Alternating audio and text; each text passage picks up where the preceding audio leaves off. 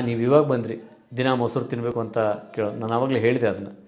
ದಿನ ಮೊಸರು ತಿಂದುಬಿಟ್ರೆ ಇನ್ನೊಂದು ವರ್ಷ ತಿಂದುಬಿಡು, ಕೈ ಕಾಲು ಎಲ್ಲವೂ ಇದು ಆಮವಾತ, ಅದೇನು ರೊಮಟೈಡ್ ಅರ್ಥರೈಟಿಸ್ ಬರ್ತವೆ, ನಿಮ್ಮ ಬೆರಳುಗಳು ಹಿಂಗಾಗ್ತವೆ, ಜೀವನ ಪೂರ್ತಿ ಕೆಲಸ ಮಾಡೋಕ್ಕಾಗಲಿಲ್ಲ ರೀತಿ ಆರೋಗ್ಯ ಹಾಳಾಗ್ತದೆ.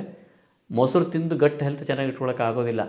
ಅದು ಹಾಗಲ್ಲ. ಅದು ಮಜ್ಜಿಗೆ ಊಟ ಮಾಡ್ಬೋದು. ಅದಕ್ಕೆ ಸ್ವಲ್ಪ ಸೈಂಧವ ಲವಣ ಹಾಕ್ಕೊಂಡು ತಾಜಾ ಮಜ್ಜಿಗೆ, ಮೊಸರು ಹುಳಿ ಇರಬಾರ್ದು, ಹುಳಿ ಇಲ್ದಿರೋಂಥ ಮೊಸರನ್ನ ಕಡಿಬೇಕು. ಕಡಿದ ಮೇಲೆ ಅದನ್ನು ಸೋಸಬೇಕು.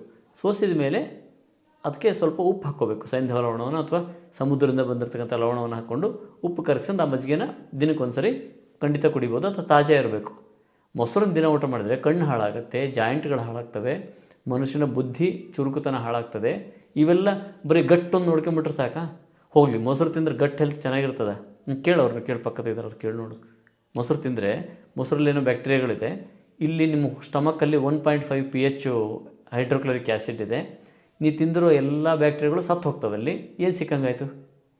ಮೊಸರಿನ ಸೈಡ್ ಎಫೆಕ್ಟ್ ಅಷ್ಟೇ, ಹುಚ್ಚುಚ್ಚಾಕಾರ. ಅದು ಒಂದು ಸಣ್ಣ ಕಲ್ಪನೆಯೂ ಇಲ್ಲದಿರೋಂಥ ಆಲೋಚನೆಗಳೆಲ್ಲ ಮಾಡುವಂಥದ್ದು. ನೀವು ಕೇಳಿರ್ಬೋದು, ಆದರೆ ಫಾಲೋ ಅಪ್ ಮಾಡಿದರೆ ಮಾತ್ರ ಮುಂದಿನ ವರ್ಷಕ್ಕೆ ಜಾಯಿಂಟ್ ಪೇನ್ಗಳು ಪರ್ಮನೆಂಟಾಗಿ ಗ್ಯಾರಂಟಿ, ಮತ್ತು ಲೈಫ್ ಟೈಮ್ಗೆ ಹೋಗೋದಿಲ್ಲ ಅದು. ಆ ಥರದ್ದೆಲ್ಲ ಮಾಡಬಾರ್ದು.